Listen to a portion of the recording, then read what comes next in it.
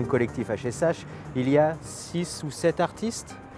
Et sur ce projet, on n'était que 4. On fait beaucoup de trucs très différents, du dessin, des peintures murales, des films d'animation, des petits livres, des expositions, des ateliers avec plein de gens différents. On a chacun un travail personnel, mais le collectif est là pour impulser le travail collectif.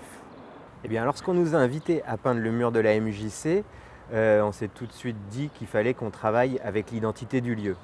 Et l'identité du lieu, elle est extrêmement multiple. Il y a beaucoup de publics différents, beaucoup d'usagers, beaucoup de pratiques très différentes. Et on a essayé de dresser le portrait de cette activité, de ces activités à l'intérieur du bâtiment. Et au travers d'un petit questionnaire qu'on a fait circuler aux usagers. Si vous étiez à la MJC, vous seriez de quelle couleur, vous seriez quel outil, quel véhicule, quelle actualité, quel livre, quel animal, quel végétal, enfin, il y avait tout un tas de questions. On a récupéré tous les questionnaires et à partir des réponses, on a fait une espèce de traitement croisé des réponses. Donc, végétal, c'était le palmier et le sport, c'était le football. Donc, à partir de ces deux associations, on a créé une vignette avec plein de petites vues d'esprit et puis un petit point de vue graphique et de la joie, de la couleur, un petit peu d'humour.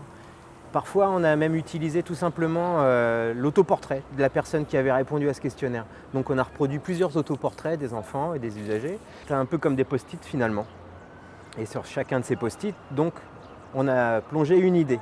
On pourrait toutes leur donner un nom très simple. Je pense à plante carnivore, jaguar, dauphin, bonbon, miroir, palmier. Ce qui est assez intéressant sur ce projet, c'est qu'en fait, les spectateurs, ils peuvent vraiment se plonger aussi dans l'image, quoi, dans chaque image. Voilà, c'est pas une histoire continue, c'est pas comme une bande dessinée.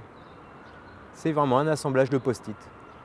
Et derrière, là, ce mur, c'était un gros placard vide de sens, il n'y avait pas d'image. Il y avait une vieille pancarte où il y avait écrit MJC Rouen Rive Gauche. Et voilà, maintenant il y a quelque chose d'un peu plus vivant. Et je pense que ça fait du bien à tout le monde, parce que ça permet aussi de regarder la ville vraiment autrement, quoi.